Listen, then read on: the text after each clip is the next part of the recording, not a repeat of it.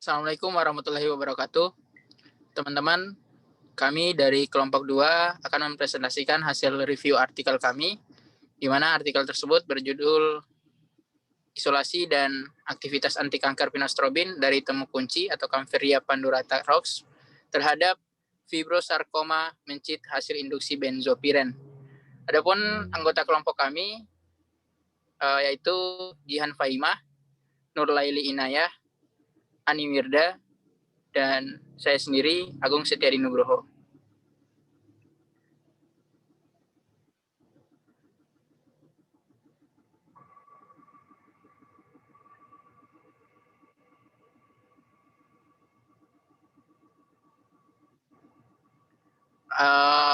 Yang menjadi pokok bahasan kami dalam review ini antara lain adalah tujuan review itu sendiri, kemudian ada metode review di mana dalam metode review tersebut kami menyajikan strategi pengumpulan data, kriteria seleksi data, dan studi yang digunakan.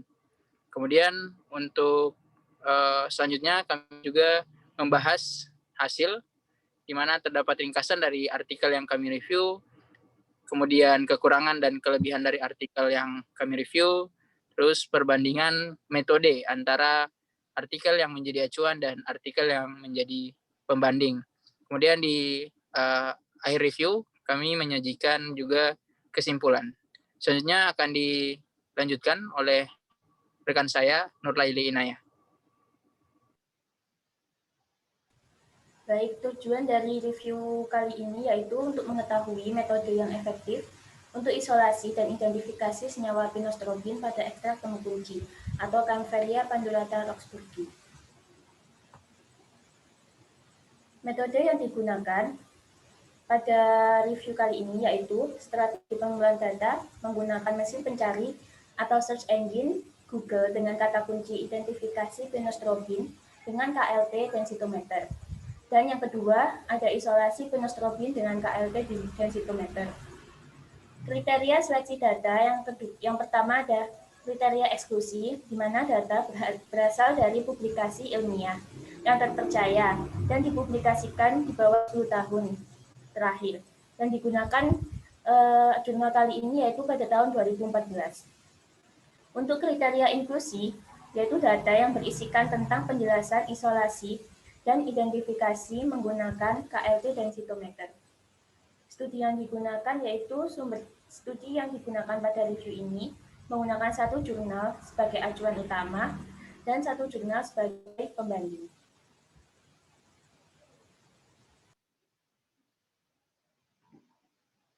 Selanjutnya ada pembahasan ringkasan artikel. Metode ringkasan artikel yang pertama yaitu ekstraksi dan fraksinasi. Ekstraksi pada praktikum kali ini menggunakan metode perkolasi. Kemudian dilanjutkan dengan metode fraksinasi menggunakan metode vakum liquid chromatografi. Kemudian dilanjutkan dengan isolasi. Isolasi menggunakan KLT dengan beberapa elemen yang polaritasnya berbeda. Setelah dieluasi, plat disemprot atau diuapkan menggunakan amonia dan diamati di bawah lampu UV 254 nanometer. Kemudian diidentifikasi. Identifikasi menggunakan spektro UV-Vis. Spektro UV-Vis digunakan untuk menentukan lambda maksimum dan perpindahan batu kromiknya. Kemudian infrared. Infrared digunakan untuk menentukan gugus fungsinya. RMI digunakan untuk menentukan tipe dan jumlah atom H dan C serta spektroskopi massa untuk menentukan massa molekul relatif dari 5-hidroksi 7-metoksiflavanon atau pinostrobin.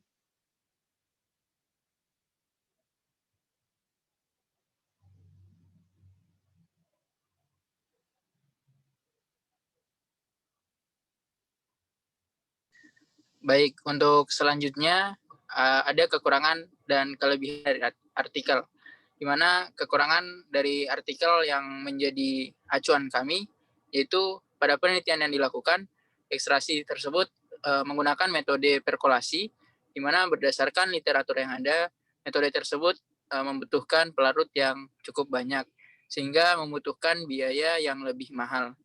Nah, kekurangan selanjutnya juga tidak ada lampiran atau gambar hasil ekstraksi pada artikel tersebut. Juga gambar dari fraksinasi dan isolasi senyawa. Sedangkan untuk kelebihannya sendiri, pada penelitian tersebut dilakukan penentuan titik leleh dari kristal senyawa pinostrobin dengan DTA dan melting point operator Fisher dan John. Selain itu, pengujian kemurnian senyawa pinostrobin tidak hanya menggunakan satu metode, melainkan 3 metode, yaitu menggunakan KLT atau kromatografi lapis tipis dengan beberapa eluen yang polaritasnya berbeda. Nah, kemudian juga digunakan KLT densitometer dengan beberapa panjang gelombang serta kromatografi KCKT.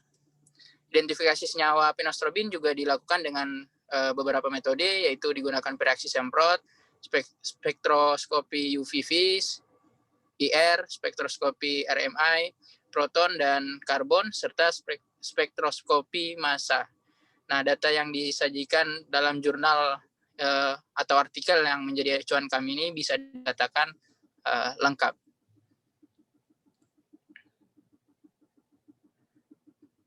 Silahkan selanjutnya. Baik, selanjutnya itu ada perbandingan metode.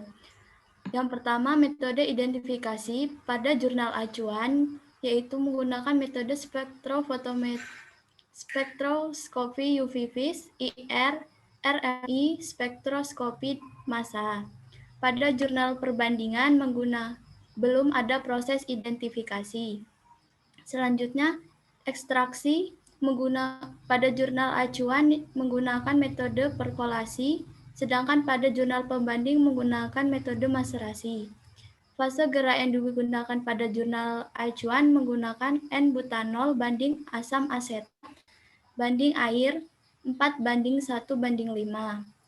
Kloroform banding metanol 3:1, N-heksana banding etel asetat 3:2, N-heksana banding etel asetat 7:3. Pada jurnal pembanding menggunakan fase gerak N-heksana banding etel asetat 4:1, N-heksana kloroform 3:1, N-heksana kloroform 6:1, dan wasebin banding etil asetat 5:1.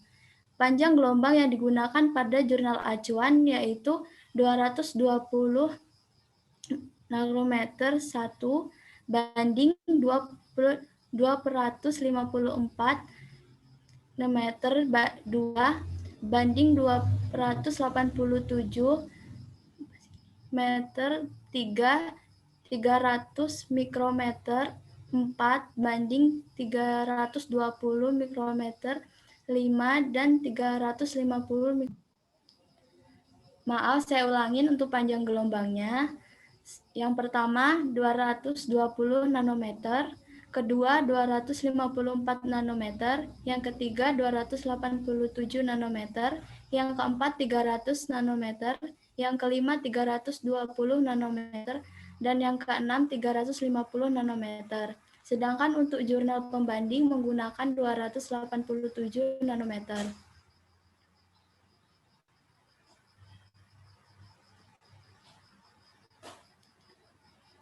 Kesimpulan dari review artikel kelompok kami, yang pertama adalah isolasi senyawa pinostrobin, metode ekstraksi yang efektif yaitu dengan metode perkolasi.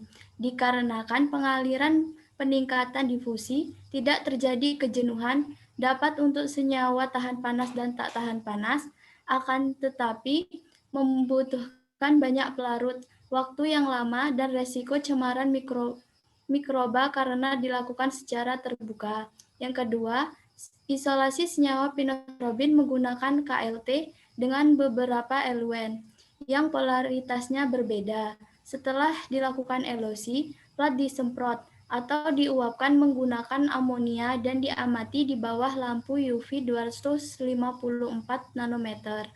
Dan yang ketiga, identifikasi menggunakan spektrofotoskopi UV vis untuk melihat lambda maksimal dan penggeseran batokromiknya.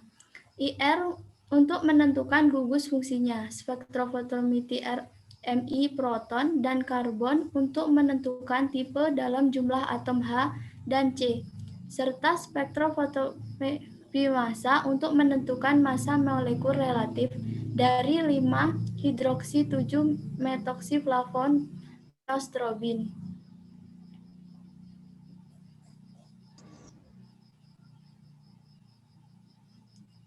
Baik, ini adalah daftar pustaka yang kami gunakan dan cukup sekian presentasi dari kelompok kami. Semoga bisa mendapatkan manfaat. Lebih dan kurangnya kami mohon maaf. Terima kasih. Assalamualaikum warahmatullahi wabarakatuh. Waalaikumsalam.